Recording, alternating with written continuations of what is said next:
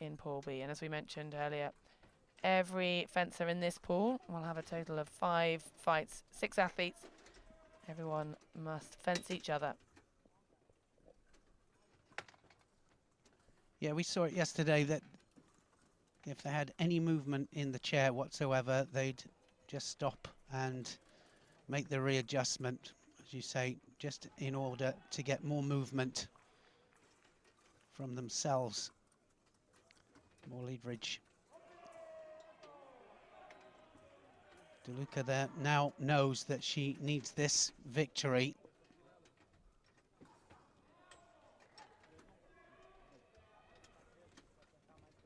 XUFENG, first in the World Championships in épée and also in the sabre, 2015.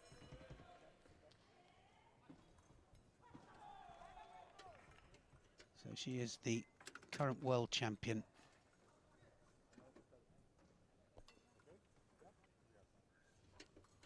Only competing in the épée at these Paralympic Games. For the women, there's no sabre competition, just foil and épée, individual and team.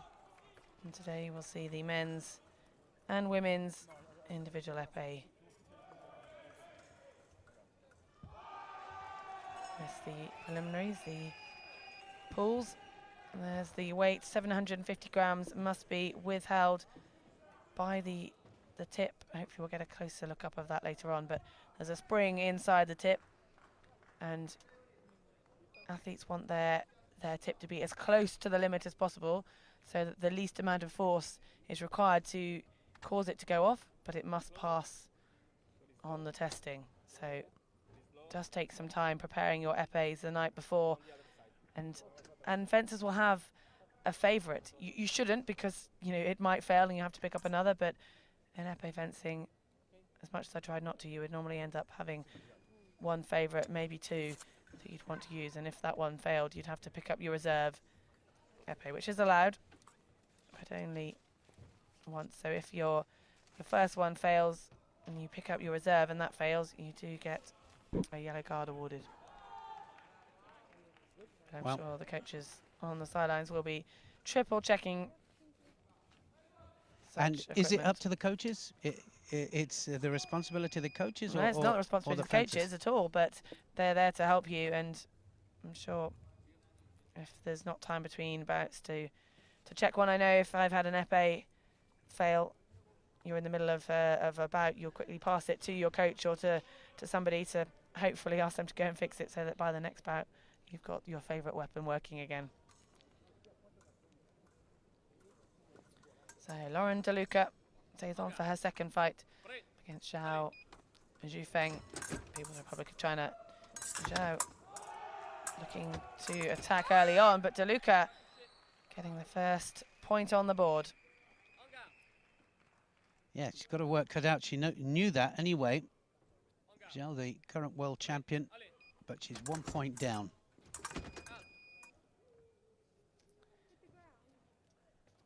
The referee calling halt. I'm going to have a look at the monitor.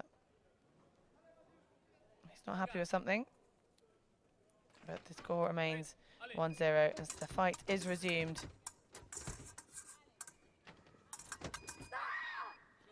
A celebratory scream from Zhao as she brings the score to 1-1.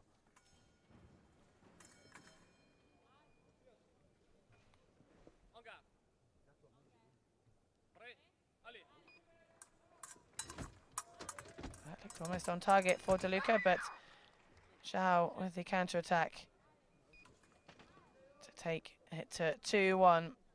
The more experienced of the two, but still competing in both of them. This their first Paralympic Games.